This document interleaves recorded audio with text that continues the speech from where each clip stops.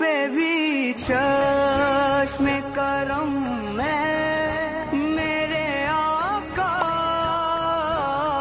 करना तुम्हें। बिस्मिल्लाहिर्रहमानिर्रहीम। अल्हम्दुलिल्लाहि रब्बिल आलमीन वस्सलातु वस्सलामु अला सय्यिदिल अंबिया वल मुरसलीन।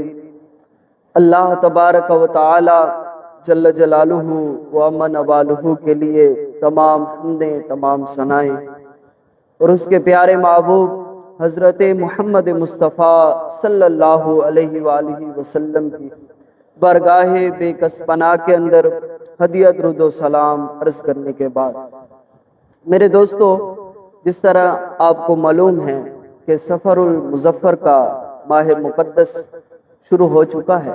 इस हवाले से सबसे पहले आपको ये खबर होनी चाहिए कि इस्लामी साल का आगाज़ मुहर्रमुल हराम से होता है। फिर जिस तरह मुहर्रमुल हराम ख़त्म होता है तो दूसरा महीना सफ़र का महीना होता है, और सफ़र के महीने के अंदर मुख्तलिफ लोगों की तवहुमात, मुख्तलिफ लोगों का बुरा ख्याल करना और मुख्तलिफ लोगों का तवहम परस्ती बहुत ज़्यादा मशहूर है। इस महीने के आते ही लोग ये कहते हैं कि ये बलाओं का महीना है, ये मुसीबतों का महीना है, इनमें कोई कारोबार नहीं करना चाहिए, इनमें कोई शादियां वगैरह नहीं करनी चाहिए। इस तरह तमाम चीज़ों से रोकते हैं कि अगर कारोबार करोगे तो नुकसान आ जाएगा, अगर शादी कर लोगे दरमियान में निकाह तुम्हारा टूट जाएगा, वो शादी बिल्कुल चल नहीं सकेगी। मेरे दोस्तों, इस तरह के तमाम तवहुमात लोगों के अंदर बहुत ज़्यादा मशहूर हैं।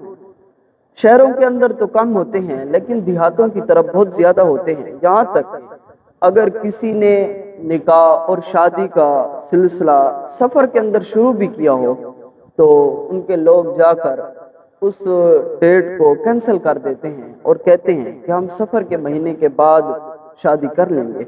इस तरह के तमाम तर तवहुमात पाए जाते हैं। मेरे दोस्तों, सबसे पहली बात मैं आपको अर्ज़ करने जा रहा हूँ, कुरान मजीद फुरकान हमीद पूरे कुरान पाक के अंदर और फिर तमाम अहदीस मुबारक के अंदर और सहाबाए कराम रिदवानुल्लाहि ताला मजमईन की मुबारक ज़िंदगी के अंदर इस तरह की कोई भी चीज़ नहीं मिलती।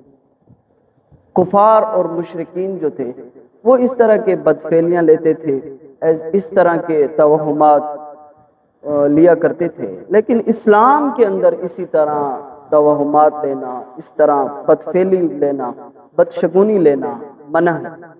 मेरे करीम महबूब सल्लल्लाहु अलैहि वसल्लम ने इन चीज़ों से मना फरमाया। दूसरी बात ये आ गई कि लोग कहते हैं कि इस माह मुक़द्दस के अंदर निकाह करने से रोकते हैं कि आप निकाह ना करें। तो मैं आपको ये बताता चलूँ कि मेरे मुस्तफ़ा करीम सल्लल्लाहु अलैहि वसल्लम के दो शादियों का तज़किरा इस महीने के अंदर आता है। एक हज़रत ज़ैनब बिन्त खुज़ैमा रज़ियल्लाहु ताला अन्हा और एक हज़रत सफ़िया बिन हुयय रज़ियल्लाहु ताला अन्हा का निकाह मेरे मुस्तफ़ा करीम सल्लल्लाहु अलैहि वसल्लम के साथ हुआ और वो उम्महातुल मोमिनीन बनी।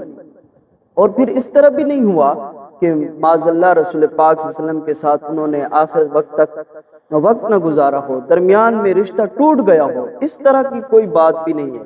वो रिश्ता भी आखिर तक कामयाब रहा और मेरे मुस्तफ़ा करीम सल्लल्लाहु अलैहि वसल्लम ने जब इस महीने के अंदर शादी कर ली तो उसके बाद इस तरह की तवहुमात लेना ये बहुत बुरा है। मेरे दोस्तों, निकाह के हवाले से मेरे मुस्तफ़ा करीम सल्लल्लाहु अलैहि वसल्लम के मुबारक फरमान मौजूद हैं। पहली बात यह है कि मेरे मुस्तफ़ा करीम सल्लल्लाहु अलैहि वसल्लम ने फरमाया कि नेक साले बीवी जो है वो आधा ईमान है, और फिर आधा ईमान ये है कि तुम रब करीम से डरते रहना। इस तरह अल्लाह ताला तुम पर करम और फजल फरमाता रहेगा। और फिर मेरे मुस्तफ़ा करीम सल्लल्लाहु अलैहि वसल्लम का निकाह के हवाले से यह भी फरमान मौजूद है कि निकाह मेरी सुन्नत है और जो इस सुन्नत से मुंह मोड़ेगा फरमाया कि वो हम में से नहीं होगा।